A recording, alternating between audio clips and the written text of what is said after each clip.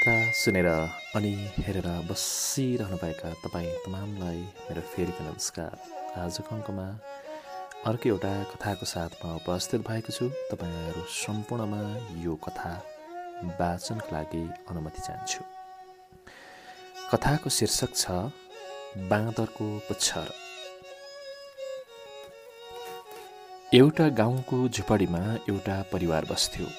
त्यस परिवारमा सन्ते र चतुरे नाम गरेका दुई छोराहरू पनि थिए।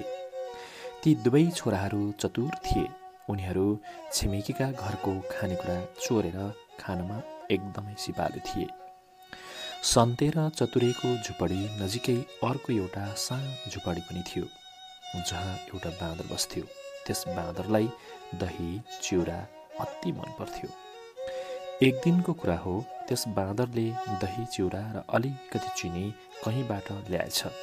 त्यसपछि दही चिउरा र चिनी मुछेर खान तयार गरेछ। त्यो दृश्य सन्ते र चतुरेले एउटा कुनाबाट हेरिरहेका थिए। मौका पाउनसाथ चोरेर खाने भनी सोचेर बसेका थिए। बाँदरले एकदम मिठो हुने गरी दही चिउरा र चिनी मुछेको थियो। खान बसेको बेला बाँदरलाई अचानक निद्रा लाग्यो। बाँदर एकछिन निदाउँछु भनेर सुत्यो। त्यसपछि त सन्ते र चतुरेले बाँदरको दही चिउरा चोरेर खाने मौका पाइहाले। दुवैले दही चिउरा मिठोसँग खाइसकेपछि हातमा लागेको दही चिउरा भित्ताको ठाउँमा पुछे। अन्त्यमा बाँदरको पुच्छरमा समेत पुछिदिए। बाँदर निन्द्राबाट बिउझियो। त्यो दही चिउरा खान बस्यो, तर दही चिउराको नाउँमा त खाली भाँडो मात्र पायो। बाँदरलाई ज्यादै रिस उठ्यो। निद्राबाट बिउजदा भोक पनि लागेकाले त्यो एकदमै रिसाएर कराउन थाल्यो। मेरो दही चिउरा कसले चोरेर खायो? कोही बोलेन। यतिकैमा उसका आँखा भित्तामा परे, जहाँ दही चिउरा मुछिराखेको थियो। अनि बाँदरले रिसले यो भित्ताले पो चोरेर खाएको रहेछ भने भित्तालाई चुप्पीले छ्याप्प पार्यो। बाँदरको रिस अझै पनि शान्त भएन।